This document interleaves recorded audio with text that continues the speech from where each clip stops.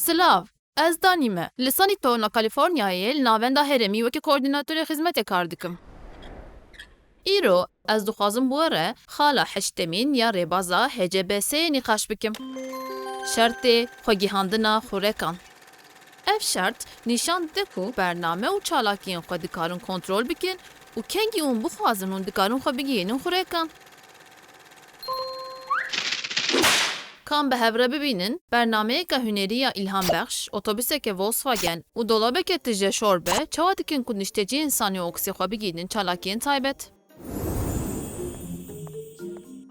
Roj baş. Bedaviya hefteyê ji bo bowlingekî amade ye?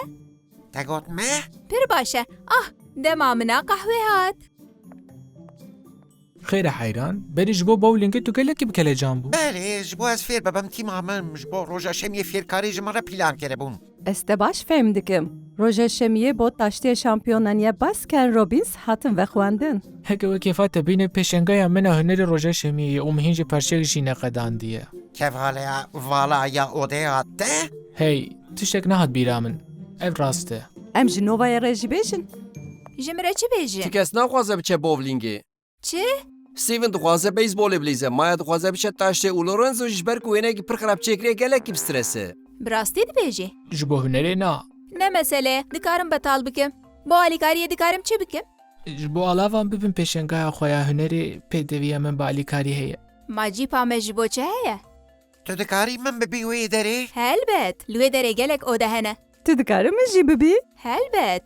û Dexter, tu roja şemiyê çi dikî gelo? Nayên bowlingê. Çi bû wisa? Tu başî ne? Tê bîra te min gotibû divê em rûnê cîpê biguherînin. Belê. Me rûnê cîpê neguherand. Silav xuşkê. Mesele çi ye? Di telefonê de jî dengê te pir xweş dihat bi rastî. Ji bo dawiya heftê min xwestem biçin bowlingê, lê herkes dixwaze biçe deverekê din. Wey gidî, herkesî li gorî xwe planek heye. Hem jî cuda. Belê, pir baş e. Min got ez we bibim çalakiyên hûn dixwazin. Lê belê cîpa min xirab bû. Ez nizanim ez ê çi bikim êdî. Canan ji bo em vê alîkariyê bikin em ew qasî hewl didin. Em ji bîr dikin ku ew dikarin alîkariya xwe bi xwe bikin. Û dema em vê dikin ew jî ji me re dibin alîkar ku em alîkariya wan bikin. Fêm dikim, em dikarin bihêlin ku ew bi tenê karên xwe çareser bikin. Belê, te baş fêm kir. Baş e, naxwe cîv vê mihêpê de naxebite. Divê em vê mijara veguhestinê çareser bikin. 33 deqe wextê min heye ji bo firavînê û firavîn qediya. Baş e, em ê vê bi hev re çareser bikin. Ev yek pir girîng e. Biqasî ku em bi dest qederê ve bernedin. Ji bo alavan rêyekê peyde bikin. Paşê ji bo berhemên Lorenzo rêyeke ewleya veguhestinê. Sodeke tirî bide min. Divê em galaksiyê xelas bikin.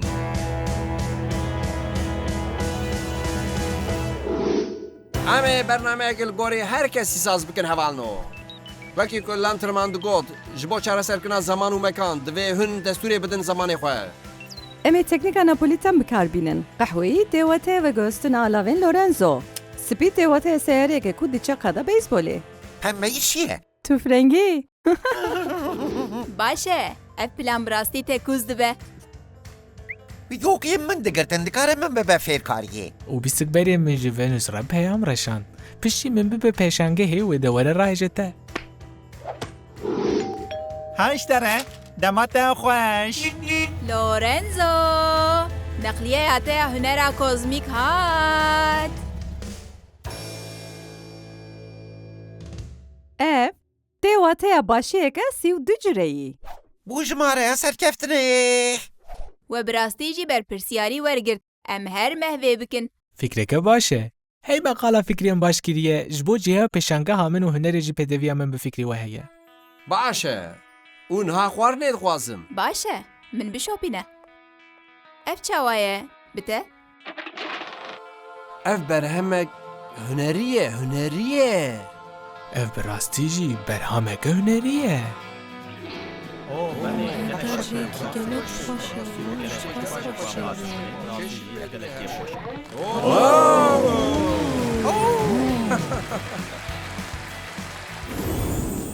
Niştecî insanê oksê berpirsiyarî girtin ku dixwazin dema xwe çawa derbas bikin. Nova guh tawan û herkes beşdarî çalakiyên xwe bûn.